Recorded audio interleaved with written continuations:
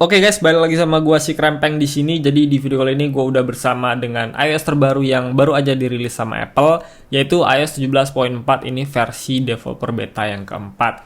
Ada informasi menarik di dalamnya dan gua akan share juga ke kalian. Jadi kita langsung masuk aja ke videonya.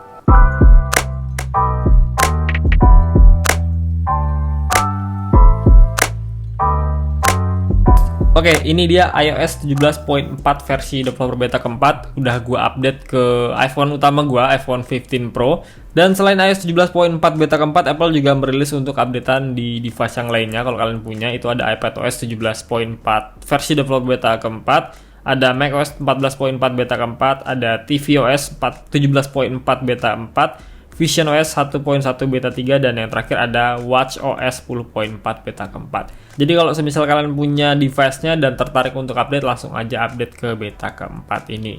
Untuk iOS 17.4 beta keempat ini gue update pakai device utama gue, iPhone 15 Pro, dan gue mendapatkan size update-nya tuh sebesar 570 MB-an. Ini posisi dari 17.4 beta ketiga, dan emang untuk size update-nya ini tergolong kecil ya, karena emang update-nya nggak banyak juga, cuman ada updatean penting yang perlu kalian ketahui. Sebelum itu kita cek dulu untuk build number dari iOS 17.4 versi developer beta keempat, yaitu 21E5209B. Jadi kalau kalian mau update, pastikan untuk build number-nya sama seperti yang ada di sini. Oke, kita ke iPhone storage. Untuk sistem datanya gue mendapatkan di angka 9,29 GB, cukup besar, tergolong besar, bahkan ini lebih besar dari 17.4 beta ketiga kemarin. Tapi ini nggak konsisten ya, nantinya akan berubah juga, akan naik dan juga turun, jadi nggak usah khawatir mengenai sistem data di iPhone storage ini. Selanjutnya kita berbicara mengenai apa aja sih yang baru di updatean iOS ini. Yang pertama dan yang paling utama itu ada di bagian baterai ya. Kalau kalian pergi ke pengaturan lalu di bagian baterai sini, nah, ini ada perubahan tampilan dan keterangan pada bagian informasi baterainya. Jadi sekarang tuh seperti ini tampilannya. Pada bagian baterai health di sini ada keterangan normal, itu untuk mendeteksi baterai kalian tuh rusak atau enggak, atau kondisinya normal atau enggak. Jadi Apple memberikan keterangan normal di sini. Dan di bagian bawahnya sini ada charging optimization yang sebelumnya itu ada di bagian battery health ya, di dalam battery health sekarang dibikin submenu tersendiri. Dan kalau kita tap di bagian battery health sini ada keterangan tambahan ya. Di bagian atas ini ada keterangan battery health iPhone gue tuh dikatakan normal ya. Jadi fungsinya itu untuk mendeteksi baterai dari iPhone yang kita gunakan tuh kondisinya normal atau enggak. Gue belum tahu pasti juga tolak ukurnya dengan apa, tapi harusnya sih berkaca dengan yang udah-udah, itu patokannya dari persentase battery health ya. Jadi kalau misalnya battery health kita tuh di bawah 80%, maka besar kemungkinan keterangan di bagian baterainya ini bukan normal lagi ya, melainkan service atau semacamnya. Karena ini didukung dengan keterangan tambahan yang diberikan sama Apple di bagian bawah sini, di battery and warranty. Jadi di sini ada splash screen tambahan yang pada intinya Apple tuh mengatakan bahwa seharusnya kalian masih bisa mendapatkan maksimum kapasitas baterai health-nya tuh sebesar 80% setelah melakukan 1000 siklus pengecasan baterai iPhone-nya. 1000 siklus di sini artinya 1000 kali kalian ngecas ya, dari 0 sampai 100%. Yang sekarang bisa kita sebut tuh dengan cycle count. Jadi cycle count tuh sekarang udah dipindahin juga di bagian baterai health sini. Yang sebelumnya tuh ada di bagian pengaturan, terus scroll paling bawah ya untuk di bagian generalnya. Sekarang dipindah ke bagian battery health sini, dan ini cukup bagus menurut gua. Biar nyatu aja di menu battery health, jadi nggak perlu cari-cari lagi di bagian general. Dan untuk cycle count di iPhone 15 Pro gue ini udah di angka 203 ya. Ini tergolong cukup banyak juga untuk penggunaan yang nggak heavy seperti gua, yang biasa aja. Dan maksimum kapasitasnya masih ada di sini di 100%, itu nggak berubah dari iOS sebelumnya 17.4 beta ketiga.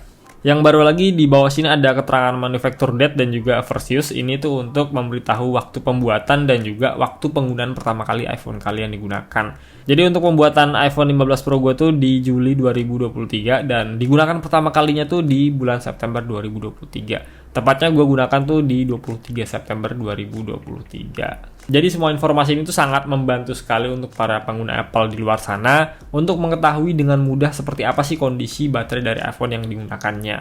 Cuma sayangnya updatean mengenai baterai ini baru hadir di iPhone 15 dan juga 15 Pro series aja ya. Untuk iPhone di bawahnya itu belum tersedia, dan gua nggak yakin juga Apple bakalan kasih update ini secara merata, karena untuk cycle count kemarin juga cuma dihadirkan di iPhone 15 dan juga 15 Pro series aja. Apalagi updatean yang lebih detailnya kayak gini. Gue juga udah coba update di iPhone XS gue ini, gue update ke 17.4 beta keempat, lu bisa cek sendiri untuk build numbernya. Dan ini untuk informasi di baterai health-nya, dia masih sama ya, seperti ini, seperti di iOS sebelumnya 17.4 beta ketiga ke bawah. Dan untuk submenu di dalamnya juga masih sama seperti ini, nggak ada perubahan sama sekali. Jadi untuk iPhone 15 dan 15 Pro aja, bahkan iPhone 14 dan 14 Pro itu belum mendapatkan untuk fitur baru ini. Oke, untuk updatean baru selanjutnya itu ada di bagian Apple CarPlay dan juga Apple Maps ya. Jadi pada Apple CarPlay ini udah dikasih updatean 2.0, yang mana sekarang tuh Apple memberikan update untuk aplikasi Apple Maps di Apple CarPlay yang diberikan experience yang berbeda dari yang sebelumnya. Jadi penggunanya sekarang tuh bisa dengan mudah menukar jenis tampilan sesuai dengan yang diinginkan antar layar utamanya dengan cara memilih tombol konfigurasi peta di bagian kanan atas layar petanya. Updatean ini hanya tersedia untuk beberapa jenis mobil aja dan gua nggak bisa praktekin karena emang belum punya kendaraan yang mendukung CarPlay 2.0 ini. Untuk hal barunya itu aja di 17.4 beta keempat ini. Sekarang kita berbicara mengenai performa. Performa dari iOS 17.4 beta keempat di iPhone 15 Pro ini gue nggak ngalamin perubahan yang signifikan. Yang pertama karena gue baru aja update.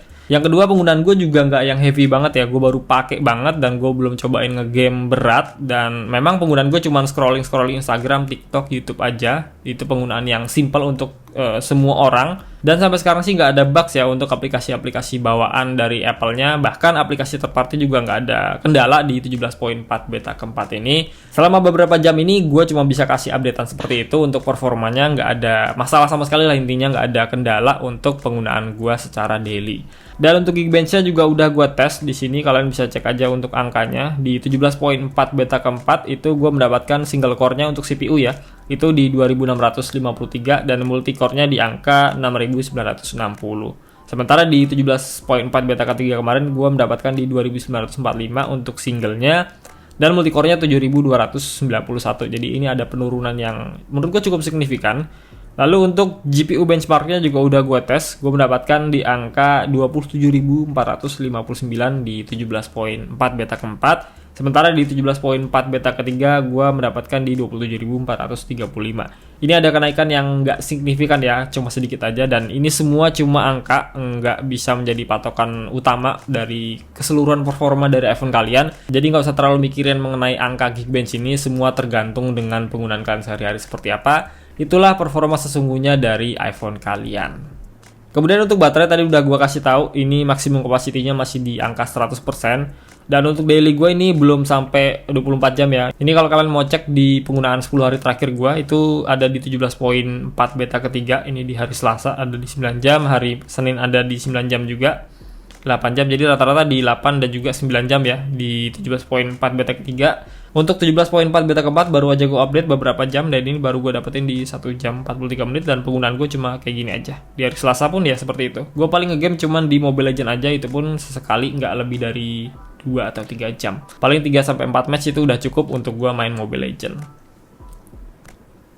Oke, itu dia updatean 17.4 beta keempat. Untuk updatean selanjutnya ada di 17.4 RC ya. Itu di minggu depan, kemungkinan ada di 28 dini hari, Rabu dini hari atau di Selasa dini hari.